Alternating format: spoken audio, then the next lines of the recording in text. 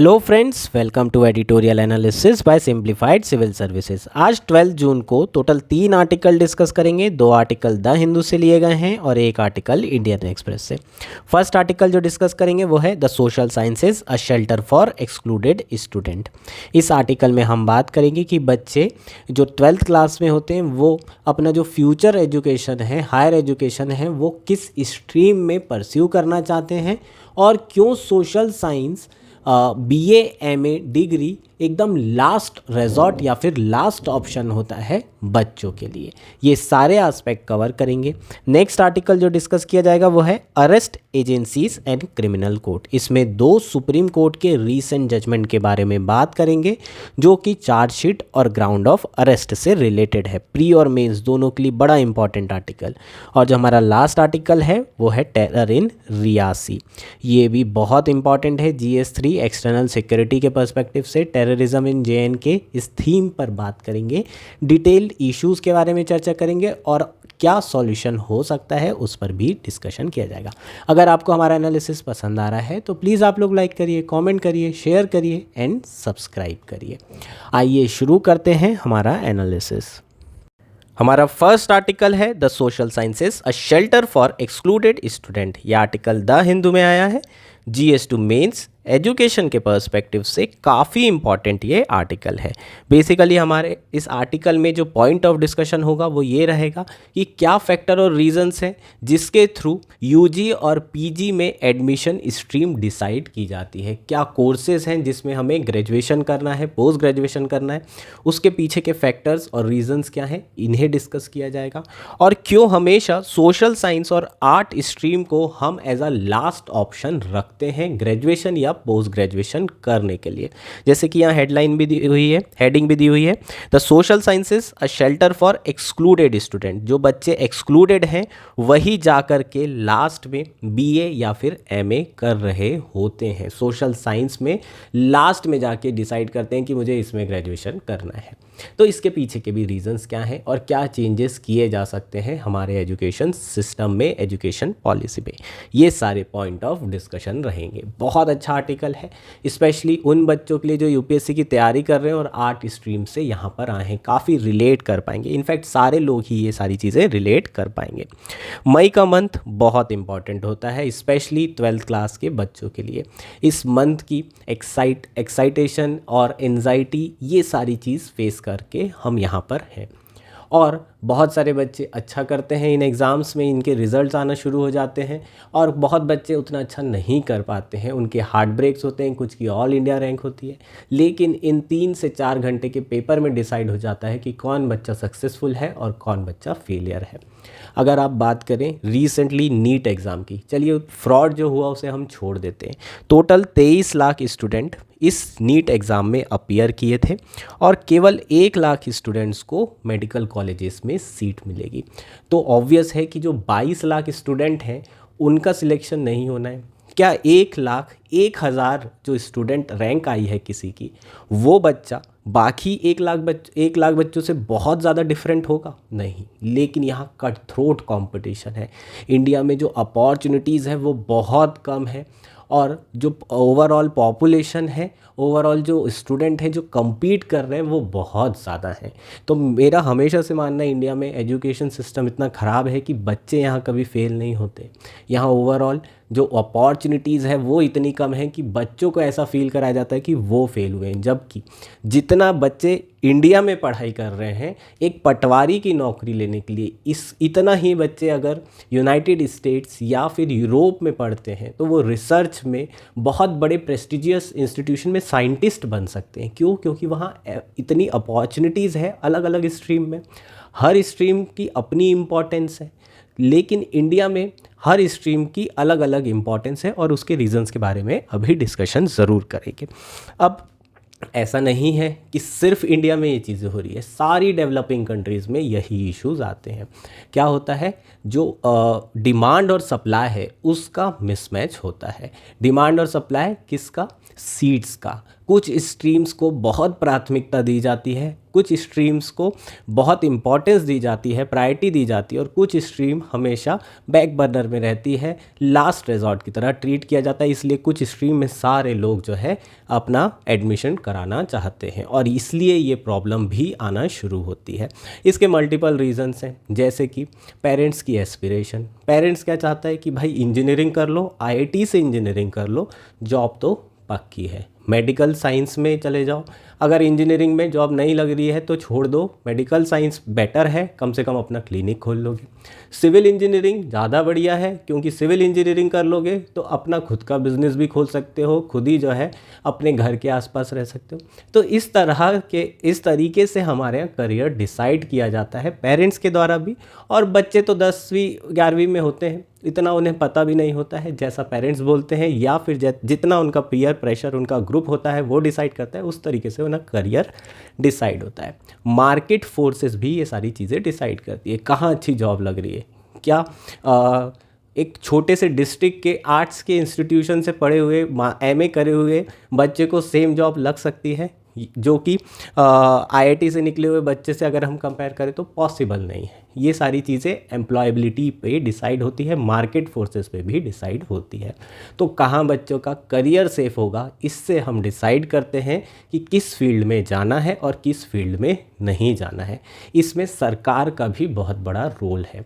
आज के समय में हम देखें तो social science as a stream के बारे में बात करें तो पहले इंडिया में फ़िलॉसफी बहुत इंपॉर्टेंट हुआ करती थी, और फिलॉसफी जो प्रूव हो चुकी है वो साइंस है, ये तो हम सब मानते हैं। लेकिन फ़िलॉसफी की शुरुआत, मतलब इंडिया विश्वगुरु ऐसे ही नहीं कहा जाता था, उसके लिए फ़िलॉसफी का बहुत बड़ा रोल था। तो हमारे यहाँ सोशल साइंस स्ट्रीम बड़ा इंपॉर्टेंट हुआ करता था, लेकिन आज के समय में साइंस, मेडिकल साइंस, इसकी इम्पॉर्टेंस बहुत ज़्यादा बढ़ गई है, और इसलिए गवर्नमेंट पॉलिसीज़ भी कहीं ना कहीं साइंस और मेडिकल साइंस की तरफ टिल्टेड है। आज़ादी के बाद से ही हमें देखने के लिए मिला। ज़्यादा इंस्टीट्यूशन किसके, बड़े बड़े इंस्टीट्यूशन खोले गए, इंजीनियरिंग से रिलेटेड, मेडिकल साइंस से रिलेटेड एम्स खोले गए।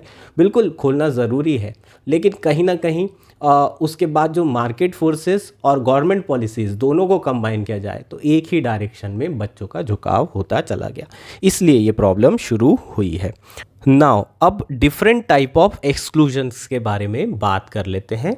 जो पॉलिसी है, पब्लिक पॉलिसी, एजुकेशन से रिलेटेड, जो मार्केट फोर्सेस है और पेरेंट्स और स्टूडेंट की एस्पिरेशन है, इन तीनों की कंपैटिबिलिटी के कारण अलग अलग तरह के एक्सक्लूजन स्टूडेंट को फेस करना पड़ता है।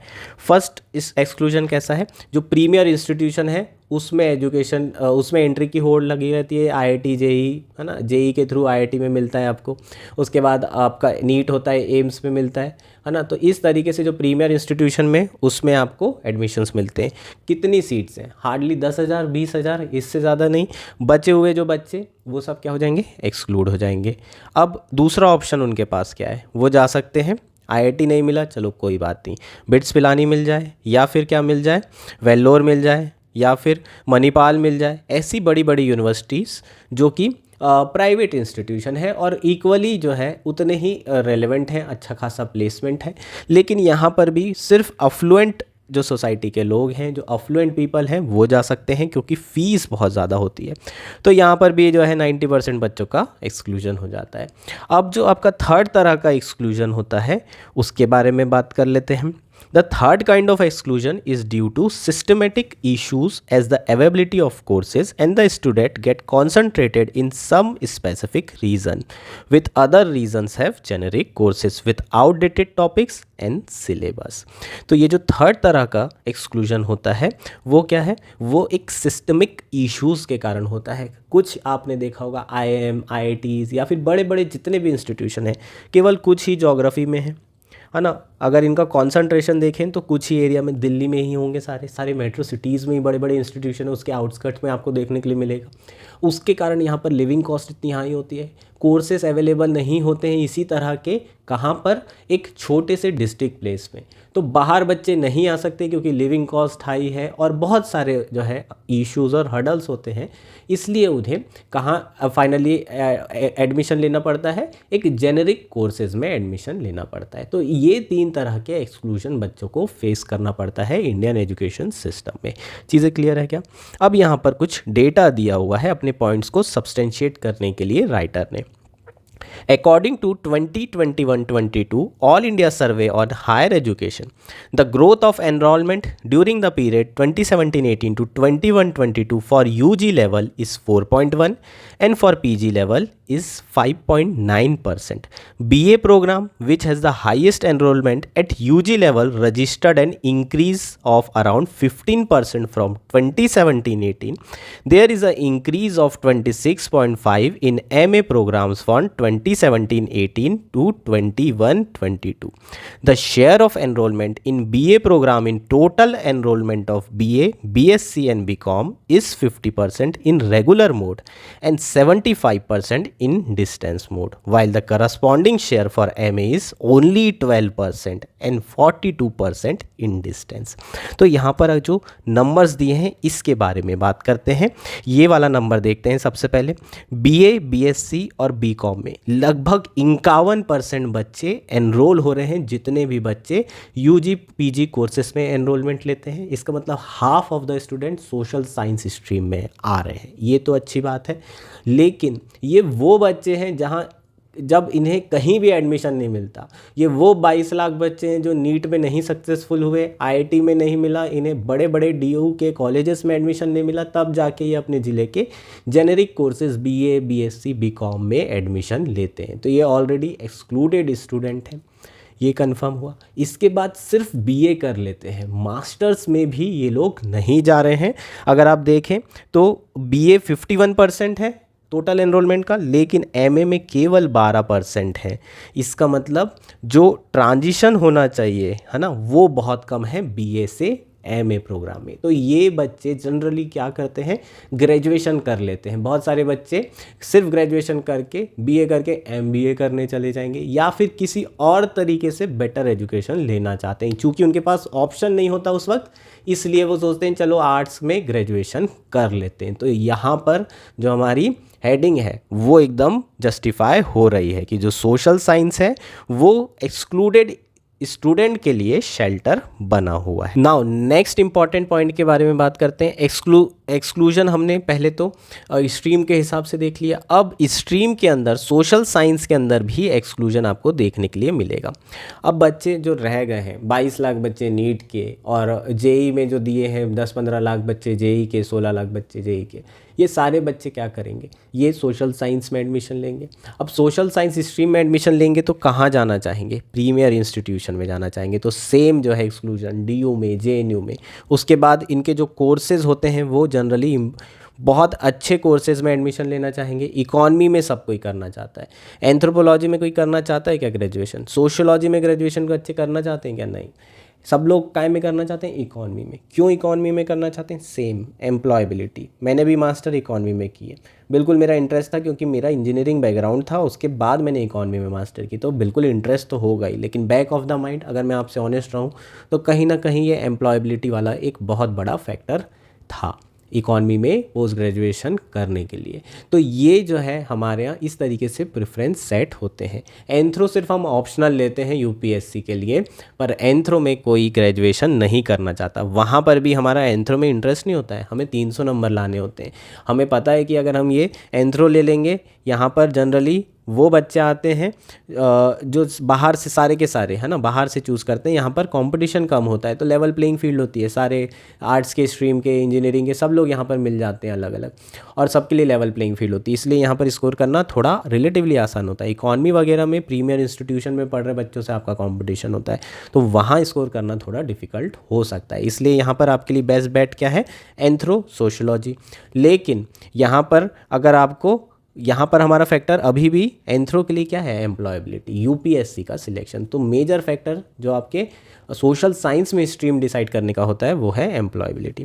दूसरा क्या है परेशानी, दूसरी परेशानी ये है कि जो सोशल साइंस स्टूडेंट हैं उन्हें भी प्रॉब्लम सॉल्वर की तरह देखा जाने लगा है। अगर आप पिछले 4-5 साल देखेंगे तो बहुत ज़्यादा क्रिटिसिज्म सुनने को मिलता है कि ये JNU वाले कर रहे क्या हैं। IIT वाले तो समझ में आता है टेक्नोलॉजी डेवलपमेंट कर रहे हैं, इनोवेशन कर रहे हैं, ऐप्स बना रहे हैं, कोडिंग कर रहे हैं वगैरह वगैरह। पर ये जेएनयू वाले क्या करते हैं पीएचडी करके? कुछ नहीं करते। तो इन लोग क्या पीएचडी करके वो बहुत भारी रिसर्च कर ले रहे हैं? क्या सोसाइटी में इनका पार्टिसिपेशन है, क्या योगदान है? इस तरह की बातें सुनने को आपको बहुत ज़्यादा मिलेगी। तो कहीं ना कहीं एक परसेप्शन क्रिएट हो गया है कि सोशल साइंस के स्टूडेंट को भी प्रॉब्लम सॉल्वर होना चाहिए इंजीनियरिंग के स्टूडेंट की तरह। और इसी के कारण इस फील्ड में जो स्पेशलाइजेशन करने वाले लोग हैं वो बहुत कम हो गए हैं, ऐसे बच्चे बहुत कम बचे हैं। नेक्स्ट है हमारा प्राइवेट यूनिवर्सिटी का इमरजेंस, जो कि प्रॉमिस कर रहे हैं कि वो इंडिया में ग्लोबल लेवल का एजुकेशन देंगे। अब ये जो प्राइवेट यूनिवर्सिटीज़ है बिल्कुल बहुत अच्छा काम कर रही हैं, ग्लोबल लेवल का एजुकेशन दे रही है, पर इसे अफोर्ड बहुत ही जो है हाई अफ्लुएंट क्लास कर सकती है, बहुत नैरो सेक्शन ऑफ सोसाइटी कर सकती है। पर इसमें एक बहुत इंटरेस्टिंग ऑब्जर्वेशन हमें देखने को मिला है। इन इंस्टीट्यूशन में जो कोर्सेज़ की डिमांड है वो कौन सी है? Anthropology, sociology and political science. तो बेसिकली ये क्या बता रहा है? अगर आप हाई क्वालिटी एजुकेशन दे रहे हैं तो सोशियोलॉजी, पॉलिटिकल साइंस और एंथ्रोपोलॉजी जैसे स्ट्रीम में भी लोग जो है अपना इंटरेस्ट शो कर रहे हैं और इसमें ग्रेजुएशन, पोस्ट ग्रेजुएशन करना चाहते हैं। अब सॉल्यूशन क्या हो सकता है? Higher education in social science needs an complete overall at all level. सबसे पहले क्या कर सकते हैं यार? करिकुलम चेंज करना ज़रूरी है। इकॉनमी में अभी भी वही कीन्स, वही जो है आपका क्लासिकल, इन्हीं पे ही पूरा फोकस रहता है ना। बिहेवियर इकॉनमी ज़रूरी है। बिहेवियर इकॉनमी पे अभी अभिजीत बनर्जी को नोबेल प्राइज़ मिला था, कितने लोग जानते होंगे? हार्डली। बच्चे पीजी करते हैं तब तक कि उन्हें प्रॉपर बिहेवियर इकॉनमी के बारे में नहीं पता होता है, जिस पे लोगों को नोबेल प्राइज़ मिल रहे हैं। तो अपडेट करना बहुत ज़्यादा ज़रूरी है आपका सबसे पहले करिकुलम, और उसको करने के लिए जो कॉलेजेस हैं उन्हें ऑटोनॉमी देना ज़रूरी है। बहुत ज़्यादा पॉलिटिकल इन्फ्लुएंस है स्पेशली सोशल साइंस के कॉलेजेस में। इसके अलावा और क्या कर सकते हैं यार? क्वालिटी एजुकेशन देना और quality institution as a alternative provide करना एक्सक्लूडेड स्टूडेंट के लिए, ये बहुत ज़्यादा ज़रूरी है। इवन इतने अच्छे इंस्टीट्यूशन प्रोवाइड किए जाएं कि बच्चे खुद जो है ये सोच के डिसाइड करें यार इंजीनियरिंग नहीं करनी, मेरे को जो है अपना डीओ में पढ़ना है। ऐसे हैं बच्चे, ऐसा नहीं है कि कुछ बच्चे ऐसा भी डिसाइड करते हैं, पर बहुत लिमिटेड हैं ये स्टूडेंट। इनकी संख्या बहुत ज़्यादा बढ़ाने की ज़रूरत है। ठीक, इसके अलावा और क्या किया जा सकता है यार? टीचिंग क्वालिटी भी इम्प्रूव करना है ना। टीचिंग हम देखें इंडिया में as a profession last resort होता है, जहाँ नहीं होता है कुछ तो लोग बोलते हैं चलो टीचिंग कर लेते हैं। ठीक, तो ये टीचिंग क्वालिटी इम्प्रूव करना, ये कुछ सॉल्यूशन हो जाएंगे। नेक्स्ट क्या कर सकते हैं? Geographical distribution of premier institution. और ये जोग्राफिकल डिस्ट्रीब्यूशन कैसे हो सकता है? प्राइवेट इंस्टीट्यूशन खोलेंगे क्या? नहीं, पब्लिक इंस्टीट्यूशन खोले जाने चाहिए, और अच्छे पब्लिक इंस्टीट्यूशन सोशल साइंस में खोले जाने चाहिए, है ना। डिस्ट्रिक्ट लेवल पर अलग अलग जगह पर बढ़िया इंस्टीट्यूशन खोलेंगे तो फिर ये जो जोग्राफिकल डिस्ट्रीब्यूशन के कारण जो एक्सक्लूजन हो रहा था वो नहीं होगा। तो ये हमारे कुछ सॉल्यूशंस हो जाएंगे। होपफुली ये आर्टिकल समझ में आया होगा और मज़ा आया होगा, इसको एक बार रीड ज़रूर करिएगा। हमारा नेक्स्ट आर्टिकल है arrest agencies and criminal codes. यह आर्टिकल द हिंदू में आया है। GS2 गवर्नेंस के पर्सपेक्टिव से बहुत इंपॉर्टेंट ये आर्टिकल है। बेसिकली आर्टिकल में हम डिस्कस करेंगे सुप्रीम कोर्ट के रीसेंट जजमेंट के बारे में। 2 जजमेंट के बारे में डिस्कशन किया जाएगा जो कि डायरेक्टली इम्पैक्ट कर रहा है लोगों की लिबर्टी को अंडर आर्टिकल 21। अरेस्ट से संबंधित और चार्जशीट से संबंधित ये दोनों जजमेंट है, इम्पॉर्टेंट आर्टिकल है। इन जजमेंट के इम्प्लीकेशंस के बारे में भी बात की जाएगी। अब आर्टिकल शुरू करते हैं। जो सुप्रीम कोर्ट का पहला जजमेंट है वो किससे रिलेटेड है? चार्जशीट फाइल करने से रिलेटेड है। चार्जशीट के बारे में अगर बात करें तो CRPC में इसे डिफाइन किया गया है, और ये फाइनल रिपोर्ट होती है जो कि पुलिस ऑफिसर या इन्वेस्टिगेटिव एजेंसी प्रिपेयर करती है जितनी भी उन्होंने इन्वेस्टिगेशन की है। इसे 60 से 90 दिनों के भीतर जो है फाइल करना पड़ता है। कुछ केसेस में कुछ ऐसे क्रिमिनल चार्जेस होते हैं जिसमें 60 दिन के अंदर करना होता है इन्वेस्टिगेटिव एजेंसी को चार्जशीट फाइल, और कुछ केसेस में 90 दिन के अंदर करना होता है। अगर इन्वेस्टिगेटिंग एजेंसी 60 से 90 दिन के भीतर अगर ये फाइल नहीं कर पाती है तो ऐसे में जो एक्यूज्ड होता है उन्हें डिफ़ॉल्ट बेल मिल जाती है। इसका मतलब क्या है कि अगर चार्जशीट फाइल नहीं हुई है उनके अगेंस्ट में, तो वो लायबल होंगे बेल लेने के। ये इसे हम डिफ़ॉल्ट बेल कहते हैं। हमने बेल अलग अलग टाइप की देखी थी, statutory bail, default bail, anticipatory bail, पहले भी हम ये सारी चीज़ें डिस्कस कर चुके। तो चार्जशीट जब फाइल की जाती है कोर्ट में, तो उस समय जनरली लोअर कोर्ट में ये जो जजेस होते हैं वो डिमांड करते हैं कि जिसके अगेंस्ट में चार्जशीट फाइल की गई है उसकी कस्टडी आपके पास होना चाहिए, उसको आपको कोर्ट में प्रेजेंट करना ज़रूरी है। लेकिन जो सुप्रीम कोर्ट का जजमेंट आया है उसमें ये कहा गया है कि the custody of an accused is not necessary prior to the filing of the chargesheet in certain criminal cases. Supreme Court ने कहा है कि ये बिल्कुल भी ज़रूरी नहीं है कि इन्वेस्टिगेटिव एजेंसी के पास सर्टेन पर्सन की ऑलरेडी कस्टडी हो जब वो चार्जशीट फाइल कर रहा है। अगर उसके पास कस्टडी नहीं भी है तो भी वो चार्जशीट फाइल कर सकता है और लोअर कोर्ट के जो जजेस हैं वो चार्जशीट को एक्सेप्ट करेंगे। ऐसा इस सुप्रीम कोर्ट की जो वर्डिक्ट है उसमें कहा गया है। जो सेकंड जजमेंट है उसके बारे में बात करते हैं। जो सेकंड जजमेंट है वो किससे रिलेटेड है? अरेस्ट के ग्राउंड से। सेकंड जजमेंट में कहा गया है कि जो एक्यूज्ड है उसको ग्राउंड ऑफ अरेस्ट राइटिंग में देना, इन्फॉर्म करना मैंडेटरी है और ये आर्टिकल 22 ऑफ कॉन्स्टिट्यूशन से इन्फर किया गया है। तो ये आपको याद रखना पड़ेगा, प्रीलिम्स में ऐसे क्वेश्चन पूछे जाते हैं कि जो ground of arrest in writing देना कौन से आर्टिकल से इन्फर किया गया है। ऑप्शन में आपको 22 होगा, 19 होगा, 14 होगा और इस तरीके से अलग अलग ऑप्शंस हो सकते हैं। आपका आंसर 22 आएगा। 22 से ही इसे इन्फर किया गया है।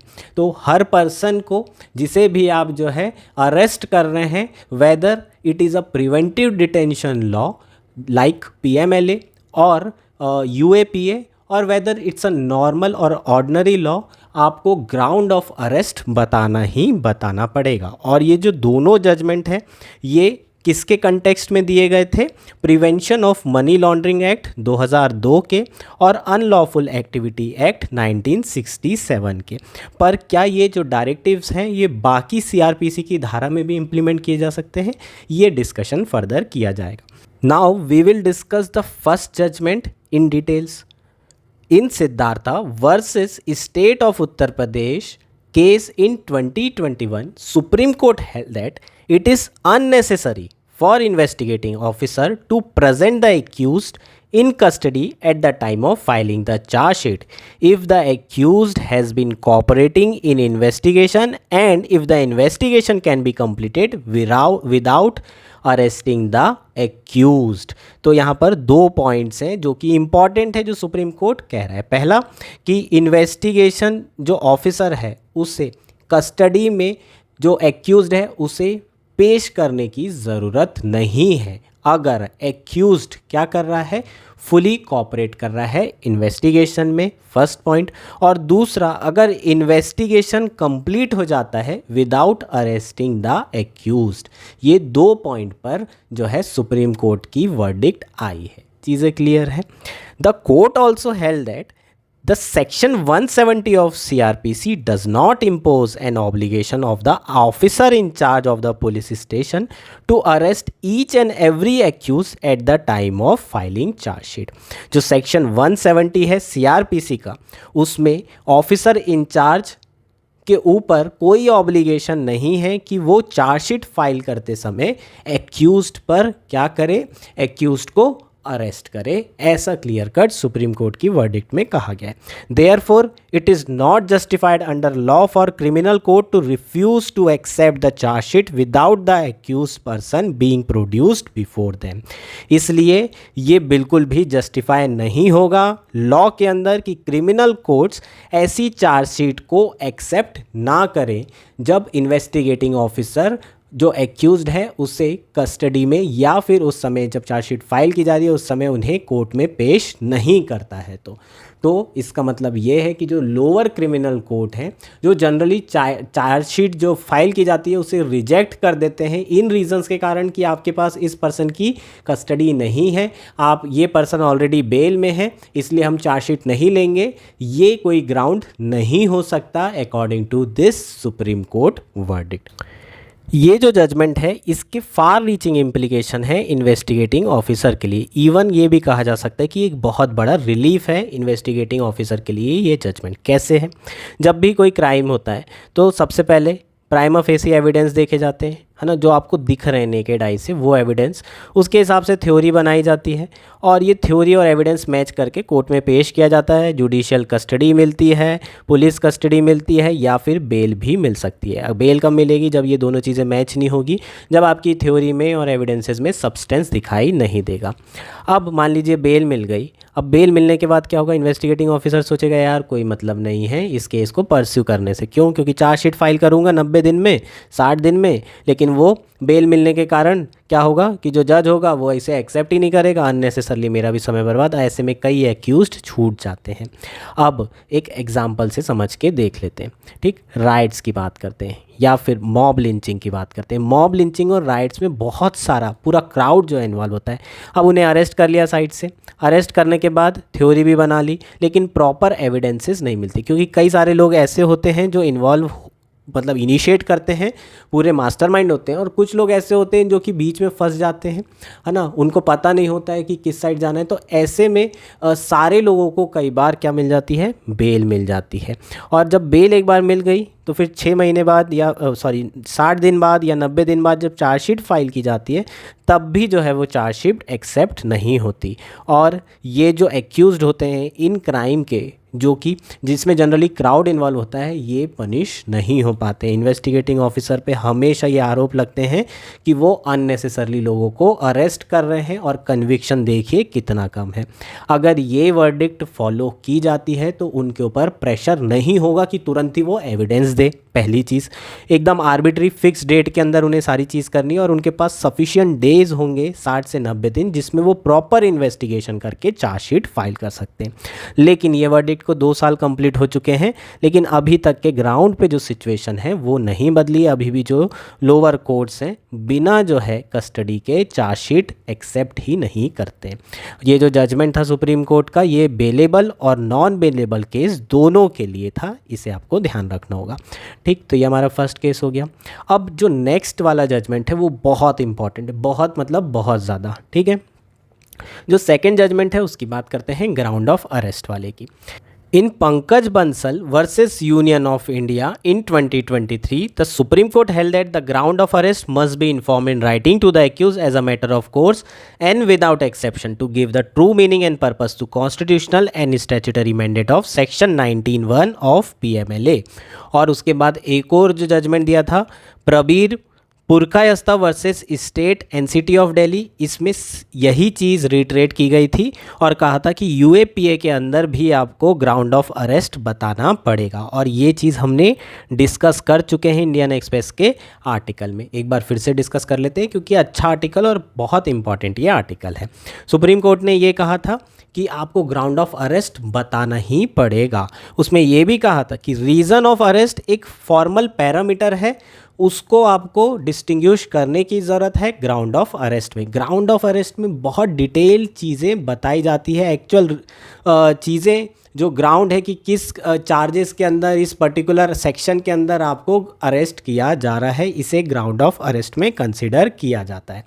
उस समय जो इन्वेस्टिगेटिंग ऑफिसर्स थे उन्होंने कहा था कि हमने अरेस्ट मेमो दिया था, तो अरेस्ट मेमो जो दिया गया था उसमें रीज़न ऑफ अरेस्ट दिया जाता है। अब रीज़न ऑफ अरेस्ट जो दिया जाता है उसको सुप्रीम कोर्ट ने कहा कि ये बड़ा फॉर्मल है, आपको ग्राउंड ऑफ अरेस्ट बताने की ज़रूरत थी और हर एक सेक्शन जिसके अंदर उनको गिरफ्तार किया जा रहा है एक्यूज्ड को, वो आपको बताना पड़ेगा under article 22 of the constitution and under the statutory mandate. जो पीएमएलए और यूएपीए के सेक्शंस हैं, प्रोविजंस हैं, उसके अंदर ग्राउंड ऑफ अरेस्ट बताना और वो भी रिटर्न में मैंडेटरी है। ये बहुत इम्पॉर्टेंट जो है वर्डिक्ट है। इससे जो है बहुत सारे जो केसेस चल रहे हैं लोगों के ऊपर उन्हें बेल मिलना आसान हो सकती है। स्पेशली बहुत सारे आप देखेंगे हाई प्रोफाइल केसेस चल रहे हैं जिसमें अलग अलग पॉलिटिकल पार्टीज़ के लोगों को जेल में डाला गया है। ऐसा बिल्कुल नहीं है कि उनके अगेंस्ट में कोई केस नहीं बनता होगा, लेकिन अगर उनको बेल मिल सकती है और वो कॉपरेट करने के लिए तैयार हैं तो उन्हें बेल मिलना चाहिए और उन्हें प्रॉपर ग्राउंड ऑफ अरेस्ट भी बताना ज़रूरी है। इवन प्रिवेंटिव डिटेंशन लॉ है जैसे कि यूएपीए, उसमें भी कहा गया था कि ग्राउंड ऑफ अरेस्ट आप चाहें तो नहीं बता सकते, लेकिन सुप्रीम कोर्ट की इस वर्डिक्ट के हिसाब से ये क्लियर कट कहा गया है कि ग्राउंड ऑफ अरेस्ट जो है ये क्या है, आर्टिकल 22 के अंदर क्लियर दिया हुआ है और उससे हम इसे इन्फर कर सकते हैं और आपको ये मैंडेटरली बताना ही बताना पड़ेगा। Unless the ground of arrest are informed in writing, arrest and subsequent remand would be invalid in the eyes of laws. Supreme Court ने ये तक कहा कि जब तक कि आप ग्राउंड ऑफ अरेस्ट इन्फॉर्म नहीं कर रहे हैं राइटिंग में, तब तक के जो आपने अरेस्ट किया है, जो आप रिमांड मांग रहे हैं, वो इनवैलिड होगा लॉस के सामने। चीज़ें क्लियर है। Importantly, Section 51 of the CRPC also provides that every police officer or other person arresting any person without warrant shall forthwith communicate to him full particular of the offence for which he is arrested or other ground of arrest. Therefore, even for offences registered under the IPC, an accused is required to be informed about the ground of arrest along with important facts of case. The burden lies on the prosecution to prove that statutory provision has been complied with.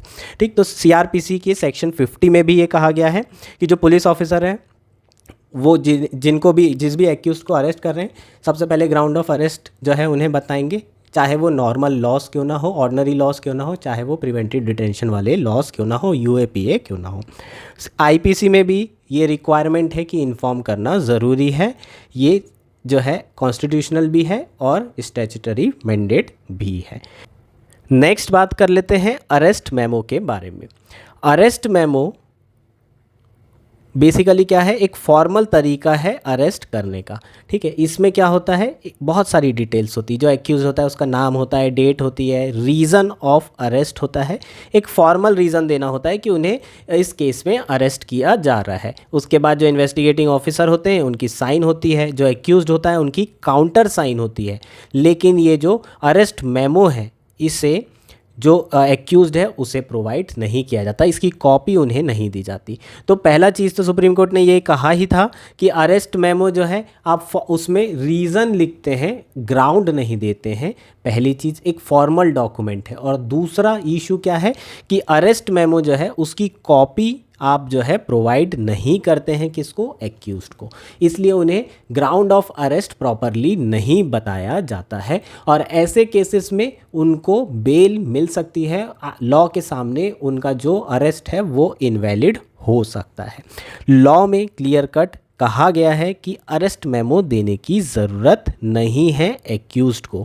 तो हमें सबसे पहले तो जो change करने की ज़रूरत है वो क्या है, लॉ में चेंज करने की ज़रूरत है, जिसमें प्रॉपरली जो अरेस्ट मेमो है उसमें ग्राउंड ऑफ अरेस्ट बताने की ज़रूरत है, और इसकी एक कॉपी को जो एक्यूज्ड है उसे देने की ज़रूरत है। अगर हम चाहते हैं कि ये जो सुप्रीम कोर्ट है उसकी वर्डिक्ट ग्राउंड पर इम्प्लीमेंट हो और जो अननेसेसरली अरेस्ट हो रहे हैं वो अरेस्ट ना हो, आर्टिकल 22 आर्टिकल 21 का वॉलेशन ना हो, तो हमें ये चेंजेस करने की ज़रूरत है। चीज़ें क्लियर है क्या? तो ये बेसिकली हमारा आर्टिकल था। होपफुली आपको आर्टिकल पूरा क्लियर हो गया होगा। नेक्स्ट और आज का लास्ट आर्टिकल है टेरर इन रियासी। यह आर्टिकल इंडियन एक्सप्रेस में आया है। GS3 एक्सटर्नल सिक्योरिटी के पर्सपेक्टिव से, मेंस के पर्सपेक्टिव से हाईली इंपॉर्टेंट आर्टिकल है।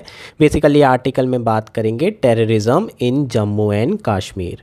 रिसेंटली एक टेररिस्ट अटैक हुआ है जम्मू कश्मीर के रियासी डिस्ट्रिक्ट में, जहां पर वैष्णो देवी जा रहे पिलग्रिमेज के ऊपर अटैक किया गया टेररिस्ट के द्वारा, जिसमें 9 लोगों की हत्या कर दी गई और बहुत सारे लोग इंजर्ड हो गए।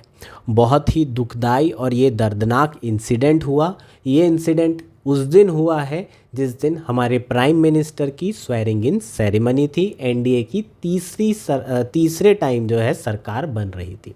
तो कहीं ना कहीं यहाँ एक पॉलिटिकल मैसेज देने की भी कोशिश की गई है।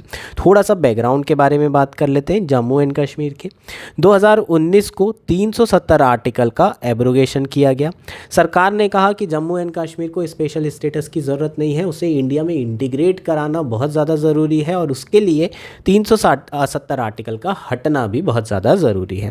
इस 370 आर्टिकल को एब्रोगेट किया गया, जम्मू एंड कश्मीर को 2 भागों में विभाजित किया, इसका स्टेटहुड लेकर इसे यूनियन टेरिटरी बनाया गया। एक union territory Jammu and Kashmir था, दूसरा लद्दाख हुआ।